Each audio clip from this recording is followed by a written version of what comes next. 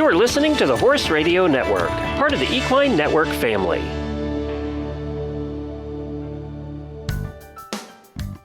Hello, I'm Stephanie Ruff. And I'm Aviva Nebeski. We're the hosts of the Dressage Today podcast, where you can find us talking about anything and everything dressage related. Our conversations span the world of dressage, from leading riders to local level dressage heroes. We're talking training advice, showing tips, and sharing stories to inspire your own dressage journey. So tune in, then tack up.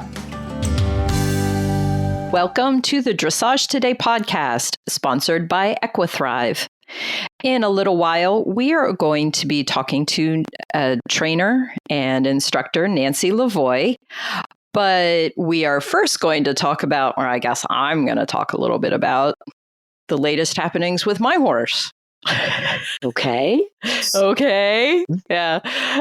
So some listeners might know, many listeners probably don't know. I've been struggling with nausea and an eye infection that unfortunately took a turn for the worse. And despite a lot of effort from many people, we weren't actually able to save her eye. The infection just kind of took over and we weren't able to save it. So she had her eye removed. Yeah. But let me tell you, as soon as the day after her surgery, she was already feeling so much better that, it made me realize that that was the right thing to do, given the circumstances. So she did have her eye removed. She came through the surgery great. She actually recovered really well. It healed really, really well. And, but it's kind of interesting now to work with. Nadia's 18. So, she's not old, but she's not young. It's very interesting now to work with a horse that I've had for 8 years, but she now has this, disability, for lack of a better term, I guess. So, she's handled everything pretty well, like turnout and all that. She's doing great on turnout. She's doing great for her basic, grooming and handling. But whenever I'm on her blind side, which, by the way, is her left eye, so... and I do where we handle them. Do most of our handling. Although I always make a point with all my horses can be handled equally from both sides and that sort of thing. So, but still, just out of habit, like, where do you attach a halter? On the left side. Where do you, do upper bridle and stuff? Usually on the left side. Right. So many things are made for you to handle a horse on that side. So it's becoming I am taking a new training path. Let's put it that way on, kind of working with a horse because I've been around horses that have been blind in one eye, I've known one that was totally blind, but I've been around numerous horses that were blind in one eye, but they've been long established that way when I've come upon them, like they're completely used to it. So this is the first time I'm ever trying to do something with one who used to be able to see and now she can't. How long did you deal with the ulcer, and how much vision did she lose over that period of time? Do you know? Well, the ulcer, the original ulcer itself actually healed pretty quickly. But that actually went on for October, November, just over 2 months. So, and we actually knew she had lost some vision already.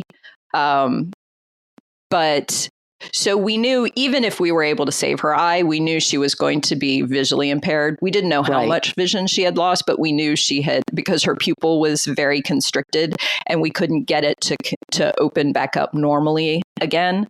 So, so she actually had that kind of, and plus she had a cup over her eye and everything. So she actually was adapting to this for a while.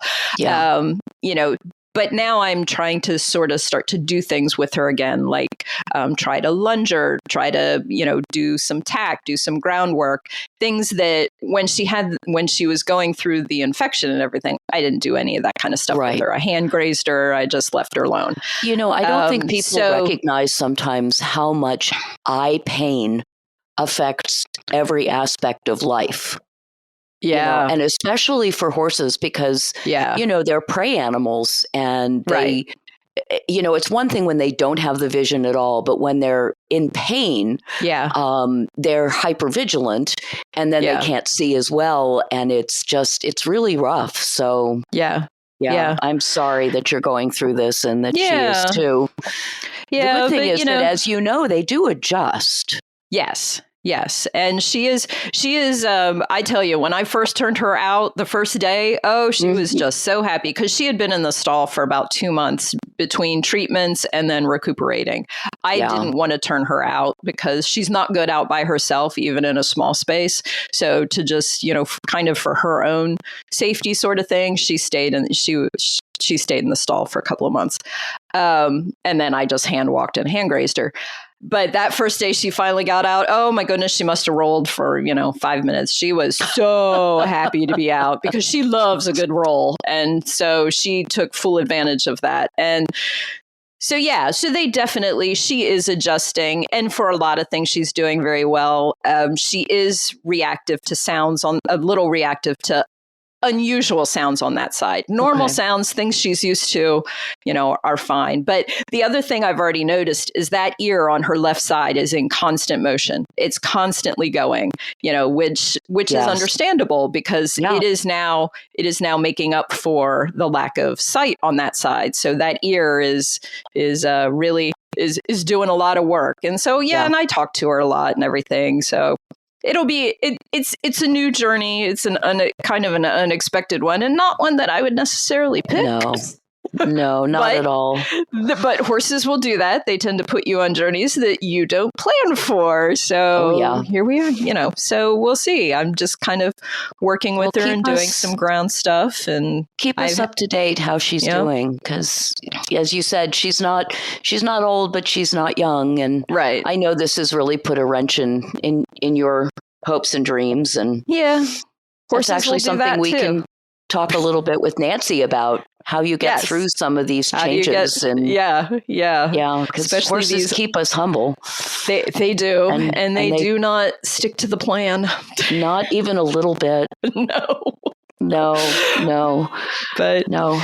Yeah. So for anybody out there going through an unexpected plan, you're not alone. No.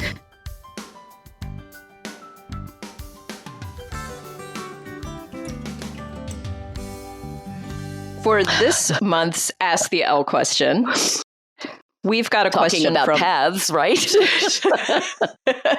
Talking about paths.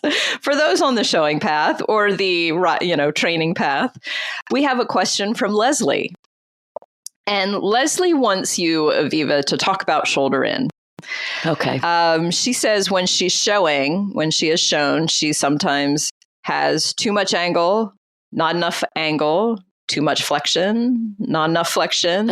So she's a little confused by, how a judge views it. And the it's judge's a really, perspective. really tough question. I've been thinking a lot about how to answer this. And, I could talk for literally hours about shoulder in, but nobody wants to listen to me talk for hours about shoulder in. So I'm going to try to be a little bit concise. The first thing that I did was I pulled up the definition because I think that's useful.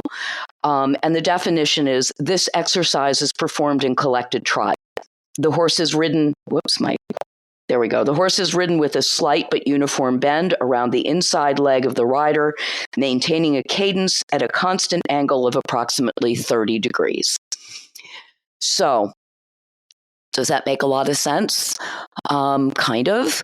So, when I think about shoulder in, I have a tendency to think about what the purpose of the movement is. And the purpose of the movement is actually to improve the quality of the trot by increasing engagement. So when I go to ask for shoulder in, what I want to feel is that the outside hip drops a little bit. So that the horse is now carrying. Because the only way that a horse can be on 3 tracks with the hind legs tracking straight is if the horse truly sits. So I've sat with some judges and it's been really interesting. The shoulder in should improve the quality of your trot. The definition includes the word cadence. Cadence doesn't occur until second level. Second level is collection. Collection creates cadence. Okay. People get really tangled up in what a shoulder in is. And in some ways, it's easier to talk about what shoulder in isn't. Because so many mistakes in shoulder in. So the first thing that you get, and Leslie, this is to your question, is, neck bend only. And that means that the horse is still straight on the rail, but the neck has come in. And that means that the rider is pulling on the inside rein. And they're not using their seat and their leg aids. Because shoulder in, honestly, is all about your seat and your leg aids. There's very little rein involved. So that's the neck bend thing. Then I see a lot of what I call butt to wall leg yield, where the horse is not dropping that outside hip. They're moving crooked with the hind legs on the rail and their body is straight, but their shoulders are in. Right. And that is, too much angle, not enough bend. And that's, again, that's a leg yield. And that means, again, that you're not really riding the collection, the sit. So a couple of little things to think about. In the shoulder in, the hind leg should track straight on the rail. The front end comes off the rail, but only about 30 degrees, which if you look at that angle is really not very much. If you think about it, let's say we're talking about a shoulder in left. It means that the right front leg is stepping into the path of the left hind leg. Think about how close your horse moves his hind feet together. That's not coming off the rail very much, is it? Right. Yeah. The horse's nose shouldn't go past the point of the horse's shoulder. So if your horse is really looking in, that's neck bend. So a couple little things to play with to think about whether or not you're actually riding a shoulder in. Flex your horse to the outside. If you take up a little bit of outside rein, let go a little bit of inside rein, and your horse immediately Velcros to the wall, you know that you've been riding with your reins, not with your leg and your seat aids, right? Can you ride a step of half pass? Because if your horse is straight behind, he should be able to step over the inside hind leg. If he's crooked, he comes off the rail at an angle. Mm-hmm. So those are the little tests that you can do. Trying to ride shoulder in or learn shoulder in without mirrors is really tough.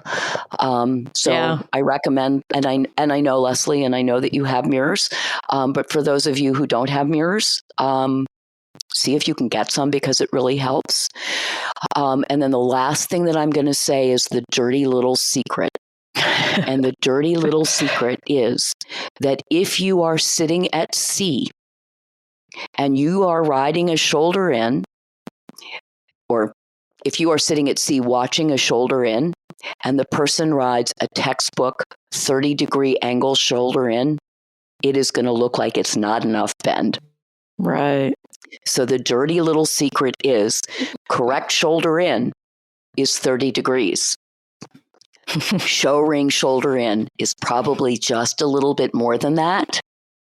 But in order to do that well, you really have to have the engagement and the uphill balance and the cadence to make it look good. Yeah. So that's my in a nutshell, not hours worth of information on shoulder in. And I hope that was helpful. I think it's really one of the toughest movements. It is. I think it's hard to understand. It's hard to execute. There are so many moving parts to it. And, the other thing to remember is that horses are dynamic. They are always moving. And so we have to be dynamic in our aids as well. And particularly in the shoulder in, you may end up having to do a little dance where you feel, a little feel of outside seat bone back to feel like you're riding a little bit of half pass to make sure that the hind legs are straight. But then you may need a little bit of inside seat bone to push to ask the shoulders to come up a little bit. And then maybe you need to do the outside seat bone again. And then maybe you need to slide your thigh forward a little bit on the outside to push the shoulders, but then get that outside hip back so that you don't lose the hind legs. So and just because you ride it one, and you may have to ride it slightly differently in each direction, because absolutely. And the horses tend to be, on one side they are supple, right, and on the other side they are not. Yeah. And on one side you're probably getting from the judge too much bend, and on the other you're getting too much angle. Right. And that makes perfect sense. And then you're the opposite going in the haunches. Yeah. Yep. Yeah. And that will also affect your half pass as you move up to third level. So excellent question. Really complicated question. Get a trainer. Have somebody sit at C to help you, so that you can start to feel when it's right, because it is really tough. And also, it's an outstanding question. Yeah. And if you're at a show, now I'm not saying go stand behind the judge, but, watch some shoulder ins from different angles, from, behind the view at C, or even, along the rails, to kind of see and you can visually see the difference between, the view straight on of a shoulder in and a view from C, or not even at a show, if somebody's schooling or something like that. But, to get that perspective, to kind of better understand what the judge is seeing, it's very interesting to kind of watch somebody else do it as well. Absolutely. It was interesting. I think it was Janet Foy posted an article recently about video. And, she talked about the different angles of video, right, and that most video tends to be sort of from above, where judges are not above the horse. Right. And that the video changes throughout the movement. And, she talked about judging something and then going back and watching, the published video. Yeah. And that, her scores changed a little bit because the perspective is different. Yeah, exactly. And I know that, watching some video of, someone riding like a half pass, and if you sit at C, you can see things. If you're sitting on the corners, it's totally different. And right, if you're if you're watching video that doesn't have a point of reference, like you can't see the letters, then everything is up for grabs. Yeah. So, the dirty little secret of judging is that, it's perspective. It's a lot like we talk about the halt. And if you sit at C, you can see straightness, but you can't see whether the horse is square. Exactly. If you're sitting at E or B, you can see square, but you can't necessarily see straightness. Right. So the comments that you get from judges from C and from E can be very, very different. And the scores can vary a little bit just on the basis of that perspective. And that is really true for the shoulder in. Very, very much. All right. Good question. Good answer. Thank you. You're welcome. And if anybody else has any burning questions they would like Aviva to take a stab at, just feel free to reach out to us on social media. And then when we come back, we'll have our conversation with Nancy Lavoie. Trying to choose the right supplements for the right horses often feels like a chore, and you have enough chores as it is. Fortunately, there's EquiThrive, whose mission is to make this whole nutrition equation easier on you and much more beneficial to your horses. EquiThrive's lineup of pelleted supplements are developed with care, backed by science, and a 100% satisfaction guarantee, not to mention picky eater approved. Whether you need advanced joint care for your equine athlete, plus hoof, gut, or metabolic support, EquiThrive is your one-stop shop for feed tub fortification. So stop wasting your time and money. Do your horses and yourself a favor and visit equithrive.com. Use promo code dressage today to get 20% off your first order, plus free and fast shipping nationwide. Nancy Later Lavoie is a lifelong equestrian with a special love for dressage. In addition to being an accomplished competitor through the Grand Prix level and a USDF Bronze, Silver, and Gold Medalist, Nancy is an accomplished trainer, clinician, and life coach. After many years of training and managing top performance horses, Nancy has taken an avid interest in performance and mindset coaching.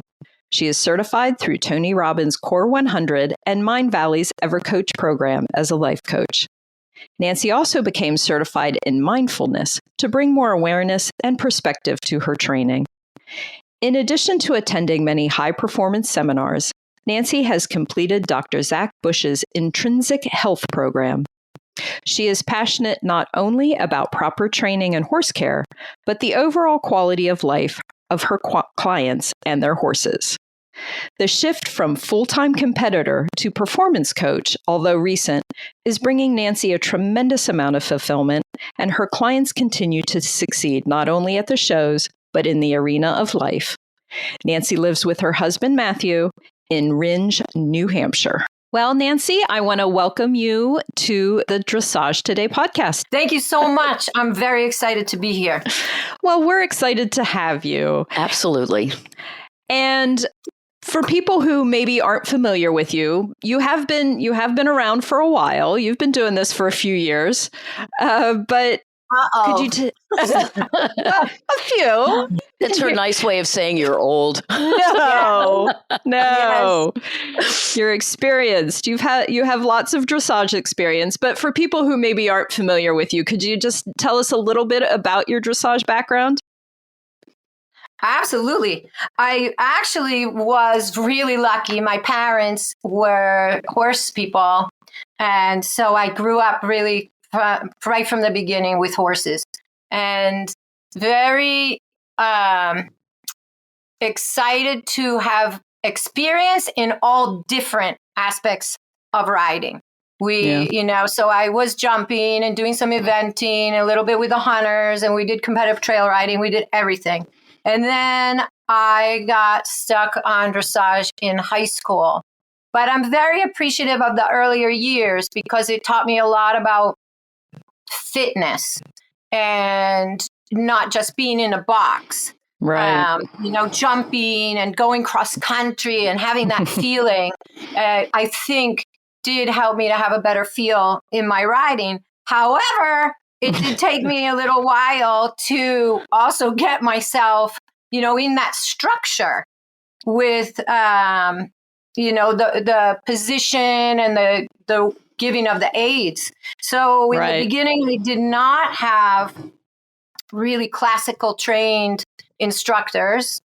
But I did go ride through the levels in a fairly successful way, but I always felt like something was missing. And I was very lucky as I was coming into being 30 to meet and have the opportunity to work with Mr. Schumacher and his rider, Ellen Bonsche, in Germany. Mm-hmm. And that really transformed my approach and, my riding. Mm-hmm. The hard part was I had really spent my whole life riding. And so going through that rebuilding of my skills and having to acknowledge that on the inside that I, even though I was doing it and I was riding in the Grand Prix, I had to build different skills. Yeah. So that was humbling.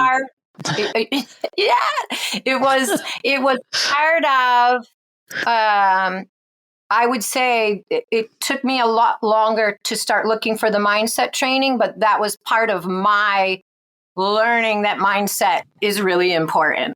Right. Because to make the best out of your lessons, you have to be the learner. This is true. Yeah.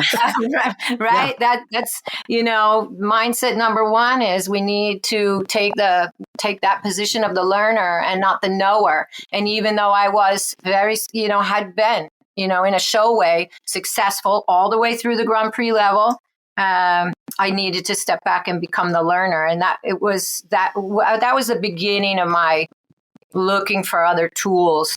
Yeah. And then I also more recently had the opportunity to work with Tristan Tucker because I had some horses that were not really accepting the training very well. And I started getting more and more horses that were troubled. And he was very influential in helping me to be more creative in my approach. So that was really fun. And he and I are, good friends, and we have a lot of fun talking about, all the different ways that we can approach the training, which really brings you to that, not only being a learner, but, that growth mindset that we're always, we're always in evolution. Yeah. We're always learning. Yeah. Yeah. Well, so you've also taught for a number of years. And what is it that you enjoy about teaching others? I think that the most rewarding is bringing these partnerships together. And there is for me, and I know for many, many people, there's just nothing like that feeling when you're really connected and flowing with your horse. Yeah. That, we get on every day just, looking for those minutes of when nothing else matters, right? When there's just nobody can invade your space, the space that you have between you and your horse.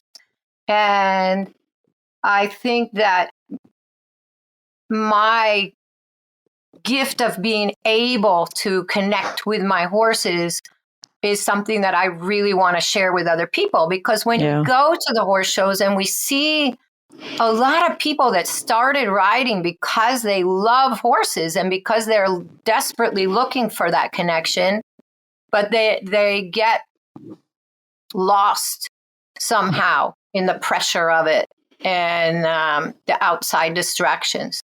So, I really feel that my place as a teacher is really bringing people back to that, and then being able to give them the tools that they need from themselves, not to have to need me anymore, but be able to find it on their own. Right. Well, then, this is probably a little bit of a loaded question, I suppose. How have you seen the dressage world change over the years? That is a very interesting question. I really love it, though. I love it. There's so many things that are improved, right? So the quality of horses that we're all riding, has just changed tremendously. Yeah. The ability to find knowledge has improved, right? I mean, that's true. I grew up in New England, and it wasn't easy to find trainers. We had one person riding in the Grand Prix when I was growing up in this area. Wow. One person. And, then it became 3, and then it became 7. But, if you really think about it now, the fact that we can have these remote lessons, I can have somebody in Europe watching me riding. Right. On the internet now, I can get that instruction that I desperately need. We get that input. This, I think, has improved the knowledge base quite a bit. People are able to choose their training differently. Yeah. On the other side, I think we've gotten a little bit away from some of the teaching of the masters. And I think when I was starting to compete, not starting with my second life competing, when I was getting my help from in Germany, we really would go to the horse show, and then when we came home, we would work on the things that were not working at the horse show, and we would go back to those basics, and we would go back to that training. And how it feels when you get in the ring and things are working or they're not. Now I feel that if people are getting good points in the ring, then they take that and they keep working that way at home. And this always brings you to a point of confusion. And, my students know, I say that point of no return, where you're just surviving the movement. You're not actually influencing the movement. And I think that in that way, whether it's at the lower levels or the upper levels, it's all the same. People are judging their training more on the horse show and the points, and not on the feeling and the honesty in the movements and the influence that they can give their horses. And I think we need to return a bit more back to the teaching of the masters and the teaching of the circle of energy, and that, that influence, that true influence that we can have over our horses' bodies in a relaxed and conscious way. Right. Do you think it's also a reflection of the judging that people are surviving the movements and getting the scores without doing things classically and correctly, so that people feel like, well, if it's good enough to get me a 7 or an 8, it was good enough? I really think that this is also a super question, and it's a big topic right now. Sorry. It's important. We absolutely have to talk about it. I don't think that we can blame it all on the judges. I think that it would be helpful if we, as trainers and riders, could be honest about what's going on. And, not enter into that. If they gave me an 8, it doesn't matter. It does matter, ultimately. Yeah. The horses are struggling, and they are not able to mentally comprehend what's being asked of them. And so over time, we see horses not look at these top riders. Isabel, when is she retiring her horses? They're 18, 19 years old. We're seeing the horses being ridden from pressure being retired at 8 and 9, 10 years old in the field. Right. Some of them catastrophically not even be able to be retired.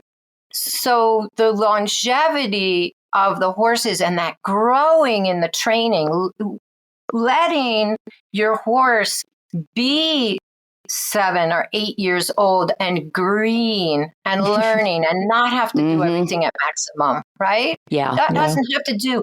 We have a very limited belief in the United States that if a judge sees your horse and believes it to be a certain percentage, that you can never bring those points up. And so don't show it unless it's going maximum. And this is not, in my opinion, that's not correct. And it's not how they do it on a high level in other countries. Right. When you take a horse that's green in the Grand Prix, it's green in the Grand Prix. You don't ride it at maximum for every movement. You help connect the dots a little bit. You do it at a little bit less, less flamboyant movement, and just really being able to help the horse through the test. And then as it gets stronger and more understanding about what's being asked, then you grow it into more and more extravagance. But it doesn't have to start that way. And judges, they can figure that out. Yeah. Right? They can give you today a 68 and 6 months from now a 74, and 2 years from now that 80%. They're not going to keep in mind the fact that you were training the horse. Ultimately, for me, the trainers, we need to take responsibility and not blame the judges all the time. Right. But I do think it would be great if They could be honest about really seeing what's happening in the moment and what's happening on that day. I do think that's important, but I also think it's human nature to be wrapped up in the show of it. Yeah. Right? Definitely. I do. One thing that has happened over the years, and when I was at the dressage trainers forum in Holland, and we really went over like looking at it, trainers, riders, and judges all together. And one place that I think that the trainers were really asking for is let it be what it is. When we're sitting here and we're watching this tape and we're seeing that halt that wasn't square, that had a trot step going in, the horse then backed up, and that, people are giving it a 9 and a 10, and let it be the 5 that it is. The trainers were really saying that that's okay. Yeah. And the judges were, defending a little bit their place. And I do think that we all need to get out of that defending and just get together on what's going to make it better. Right. How can we all work together to create a sport that is treating, the riders, the horses, and the judges fairly? That's a simple problem, right? Yes. Yeah, but conversations, right? It's all about conversations. Exactly. Yeah, definitely. And so switching gears a little bit, you talked a little bit about the coaching and that sort of thing, but how did you get introduced to the idea of life coaching? I think my interest in it definitely started with being in Germany and just sitting ringside and watching even at the big competitions, sitting at the World Championships, watching the different riders, their approach to the training, what made somebody successful, what were they doing behind the scenes. That was what I really loved about being in Europe, was being able to be in the back, with our horses and watching all these riders. What made them be able to keep their relaxation and really be conscious of what they were doing, even in the warm up, even in the ring, as opposed to the other ones that would, look like they were going to win everything in the warm up, but then they would get in the ring and, not be themselves. And so that probably started my curiosity about it. Right. And then I think that I had for us a family tragedy, and I had to really look at life a little bit different. And I wanted to heal myself in that. And my husband, be there for him. And so it sent me down this path of, going and learning from Tony Robbins and, doing some of these things, exploring myself better and how could I be a better person all around. Which then I was like, okay, well, that's not only for my personal life. I can really help people in my professional life by being a, better me, and then giving them some of these tools that I'm learning. So that I did do the life coaching courses to be able to also help other people. Yeah. And it was, and I just dove into it. I really love it. And it's done a lot for my relationships personally and and professionally, that just opening up and exploring more about why we do things the way we do them.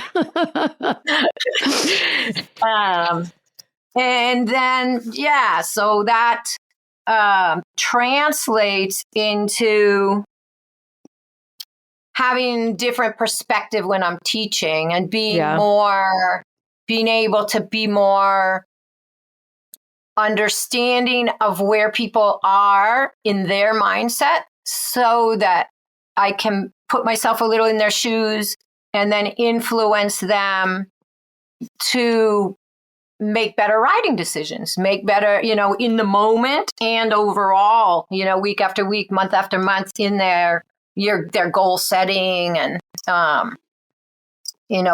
being able to achieve their goals and not, none of the self-sabotage and things that we see, we see it all the time. And of course, I would sit back and I would watch and I'd be like, okay, well, that's too bad, because if they did this instead of that, they would be much farther along. But I really never knew how to handle it.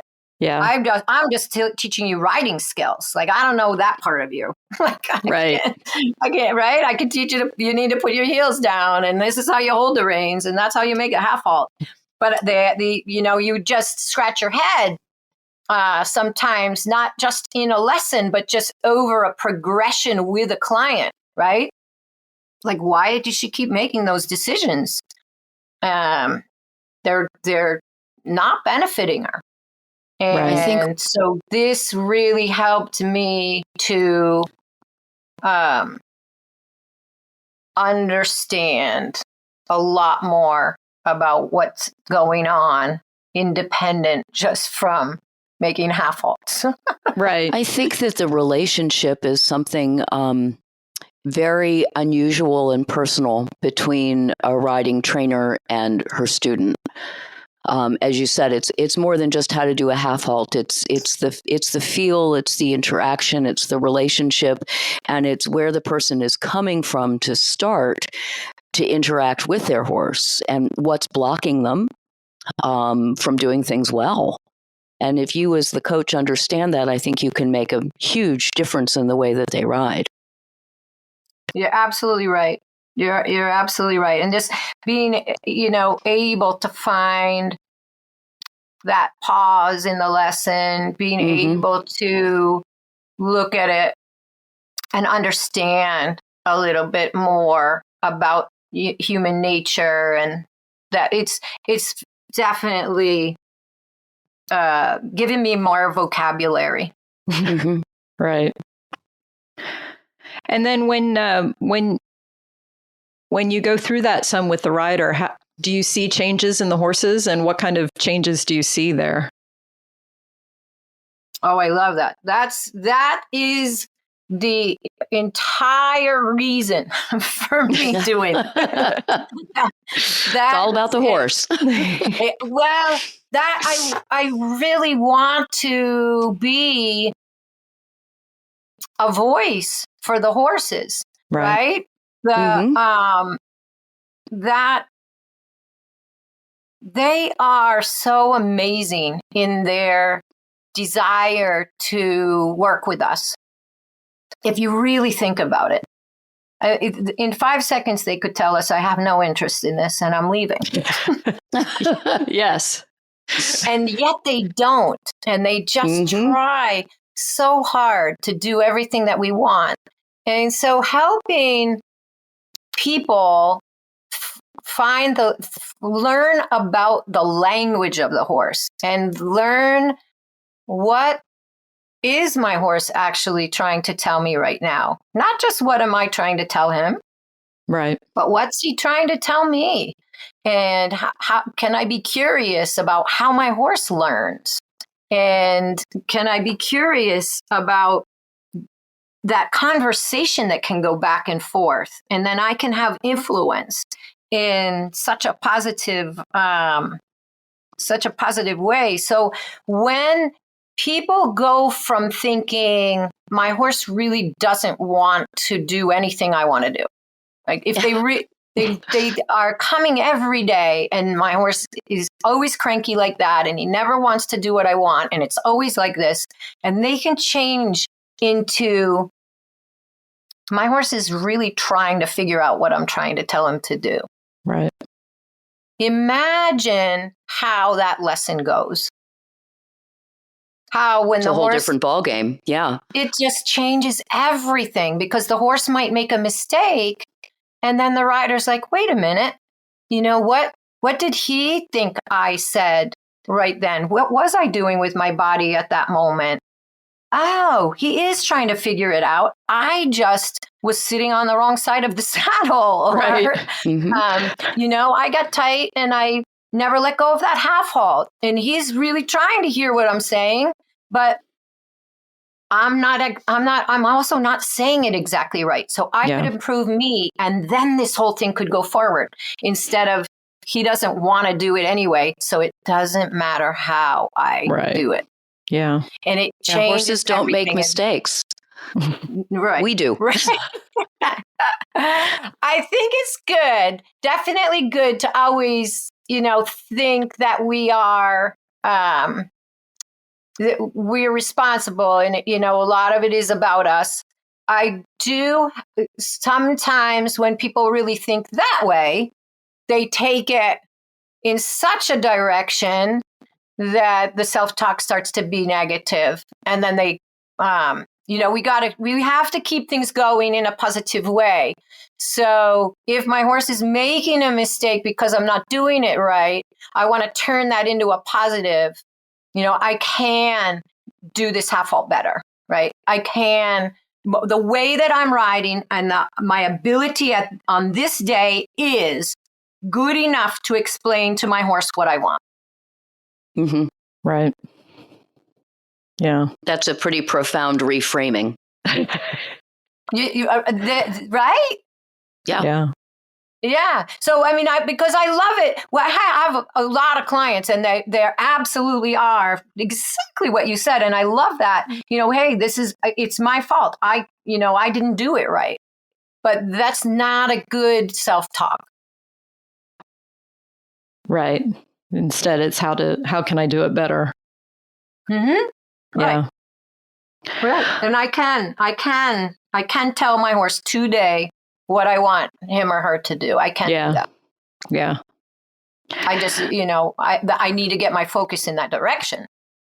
Right. Right. That makes sense. And it is possible. Yeah. Yeah. Well, and there are many riders out there who have show nerves or anxiety, or maybe like a loss of confidence from a fall, or just I don't know, anxiety of an unknown origin, which is what I deal with most days. So how do you, I know it's a big subject, but what are maybe some simple suggestions that you have for people who maybe get nervous before a show, or are trying to, get some confidence back after having a bad experience or something like that? I have a whole, I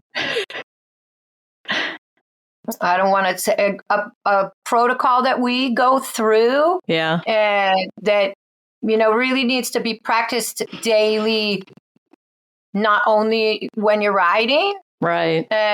But, really kind of shifting things. But the biggest and most important thing is to learn how to breathe. That is very important. Mm-hmm. Absolutely the most important thing. And people do not realize how little they breathe when things start to go wrong. Yeah.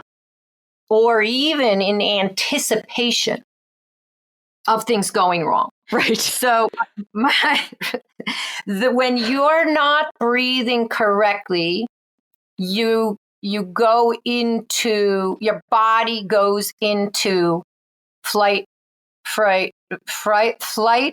or freeze. It just happens naturally. It's in our makeup. So what I encourage people to do is find a breathing technique that works for them. Yeah. There are just so many out there. And we when I'm coaching people, we explore those together so that I know that they really do it. There's so many out there, but simple ones are box breathing. And you can pick any count.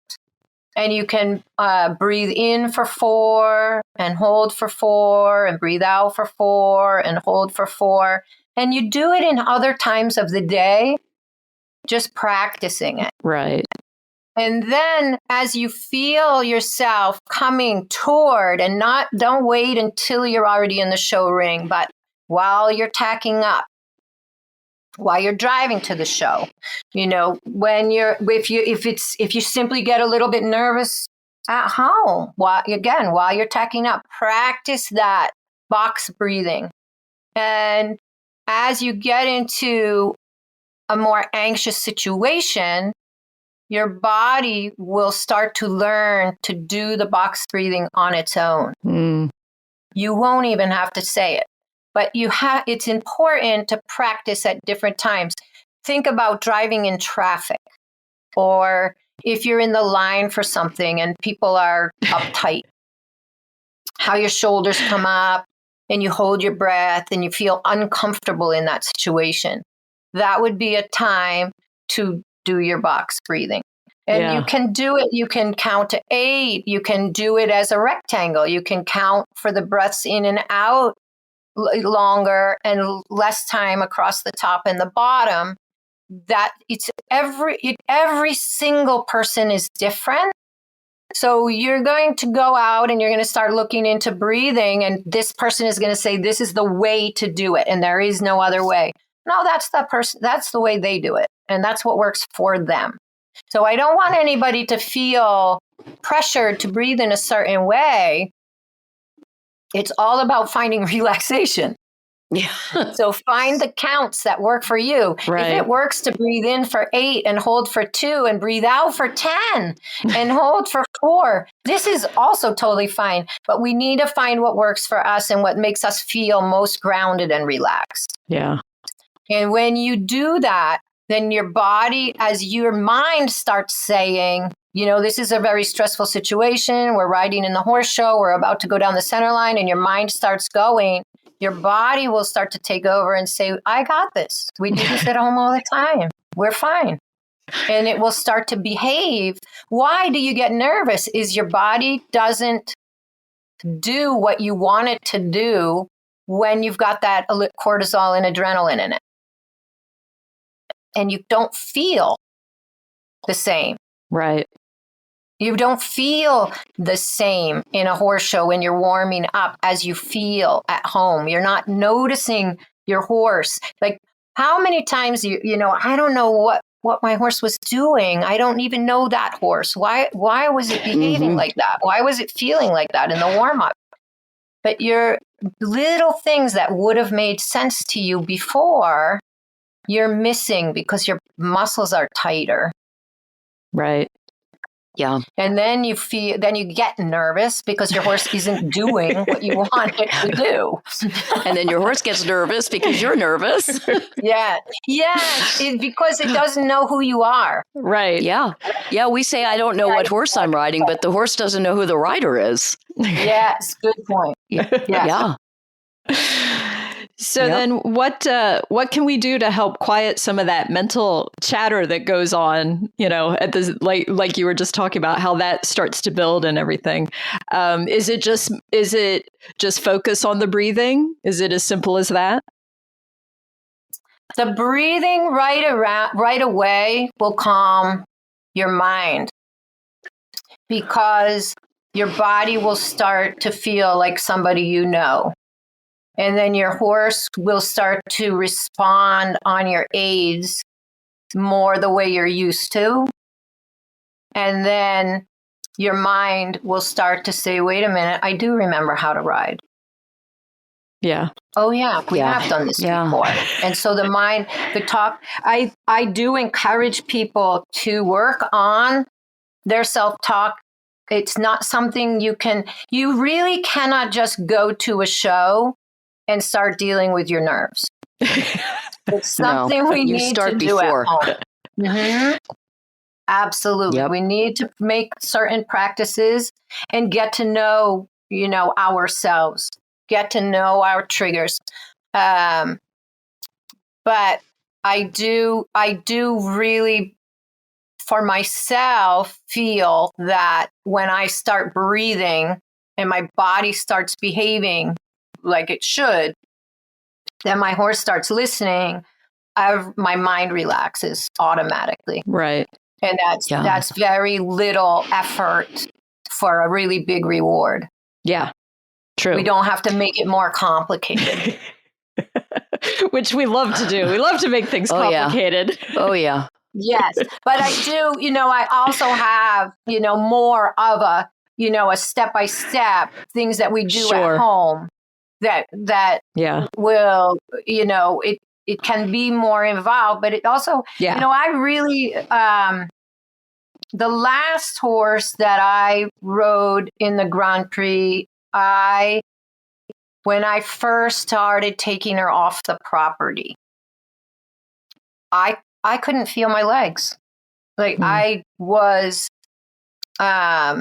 she was one horse at home and a completely different horse away from home. Right.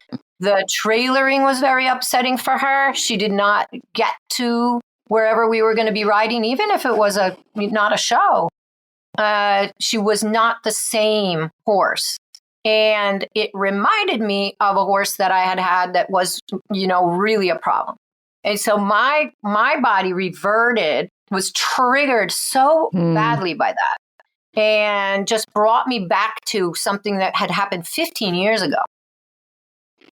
And I had to, I had to admit to and I had to go through this process. I had to create it for myself and really work on it.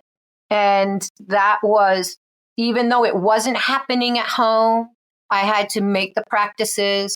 And I can still remember the first day that I got away from home and got on her and I could feel my body. And it was so exciting. And then, then taking that into the Grand Prix ring with her. And even when she wasn't 100%, being able to be myself, right? Being able to help her through those moments of stress, being able to, make the adjustments that I needed to make instead of getting that, that freeze in your posture where all of a sudden, your legs aren't moving and you can't make a flying change aid. Right. We have to, all riders need to, there's nobody out there that didn't feel like that before. There's nobody out there that hasn't felt that. But the only way to get through it, and every trainer you look at, everybody you watch in the ring, they have all felt like that. Yeah. And I love the ones that are willing to talk about it. Yeah. They're really willing to talk about it because they connect better with their students and that understanding of at this moment, I don't actually need to give you skill building. You know how to ask for a flying change. Right.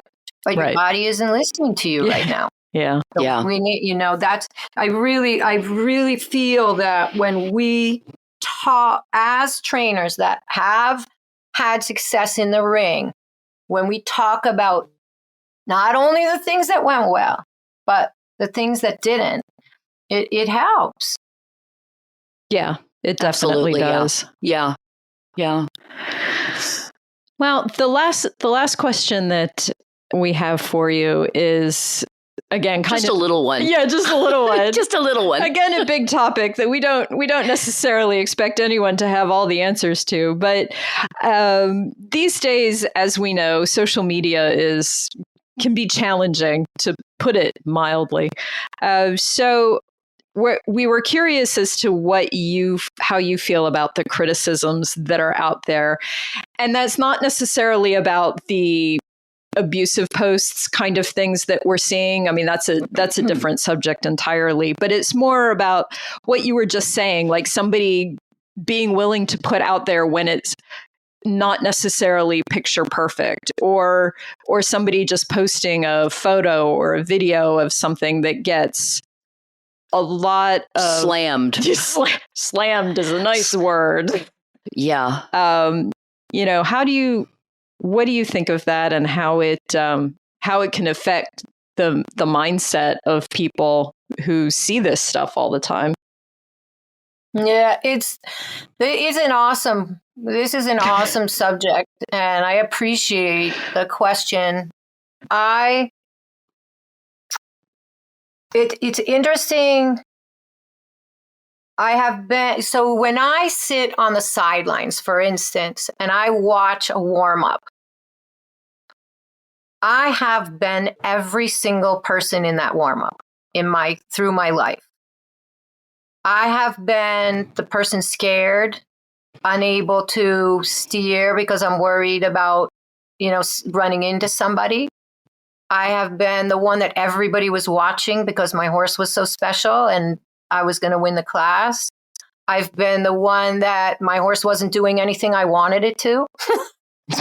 And the one who scattered all the other riders. Yes, I have been that person too. Yep. I've been the beginner. I've been the one that, scared the beginners because I knew where I was going. I look across the warm up and I can put myself in every single person's shoes. And I just invite people to do that. Right. It's very easy to judge a picture or a video, and it's very easy to know what we don't want to do. Yeah. But finding the tools to actually act and do what we want to do needs to be our purpose. So that was very big for me, is really watching, knowing how the rider I wanted to be, not just skill level, but emotional stability, the ability to bounce back when things don't go right. And that, what does that look like? And how can I be that person as much of the time as possible? And we're not always perfect. No. And so when you take a snapshot of somebody in a bad moment or on a bad day, that doesn't mean that's their entire identity. Mm-mm. And I think that the people that are judging it aren't really being honest with themselves either. Probably not. Yeah. And we have to, the only way that our sport is going to get better is when everybody starts working together and talking together about, what does that look like? In America, I really think it's necessary. Yeah. I think there's a big division, because of money, a lot of it, between the levels of the riders. Not you can pick out a couple of people that are in big trouble right now, but they're not the only people. Right. Yeah. Right. Yeah. So we all need to change the culture. Yeah. And it's going to start from the inside. Us little people, me as a little person, really being that voice of not just what we don't want to do, but how do we do it differently? What do we need to do it differently? And that's why, for me, the mindset is so important. This coaching that I do also is giving my clients voices with their trainers to be able to ask questions, to be able to be curious. How can we do this better? Right. I'm not saying that they're saying their trainers aren't right, but they are able to actually start influencing their relationships with their horses.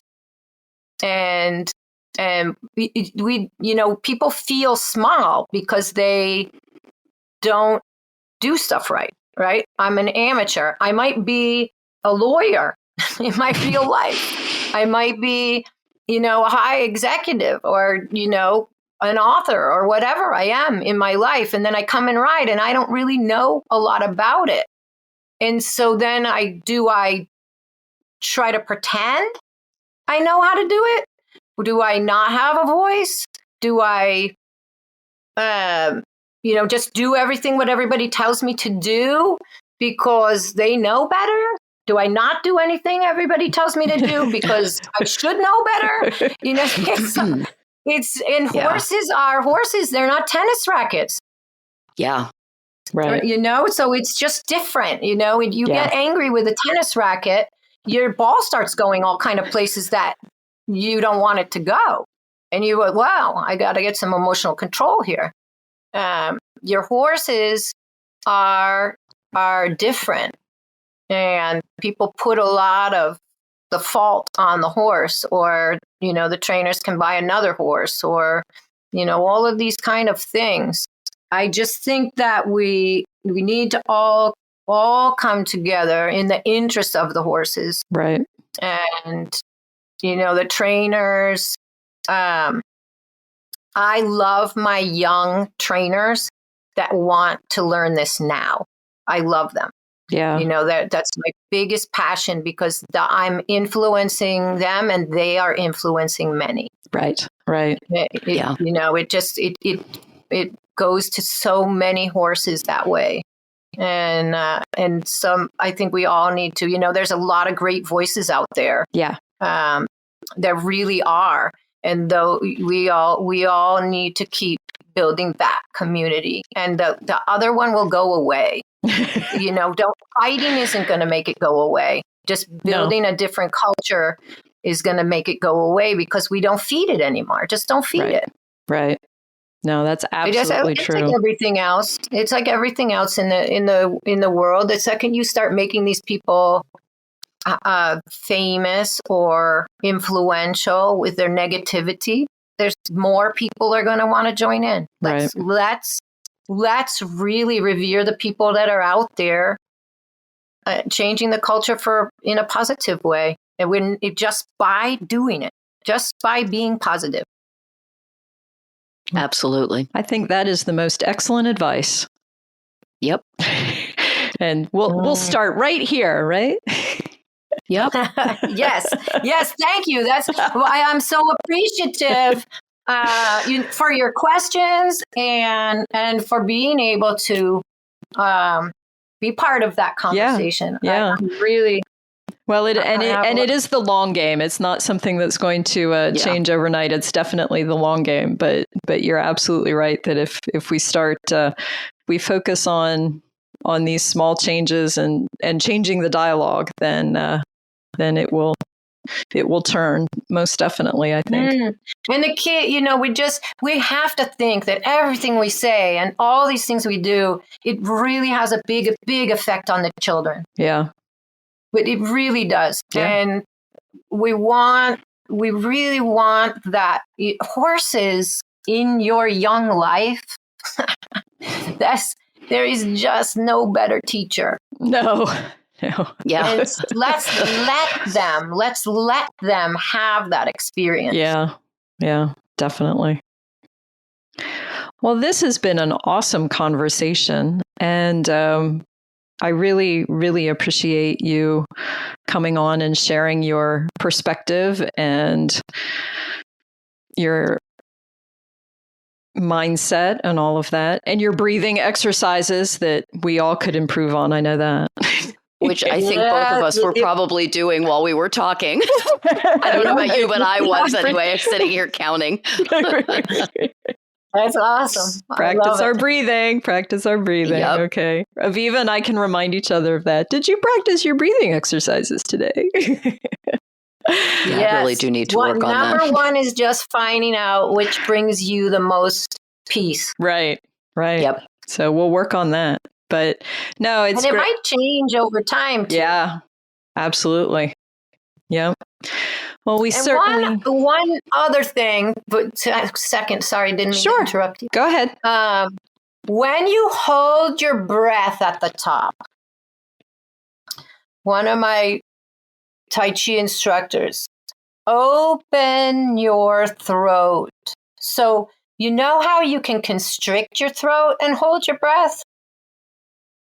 You want to hold your breath with your diaphragm, not with the top of your throat. And it's super important.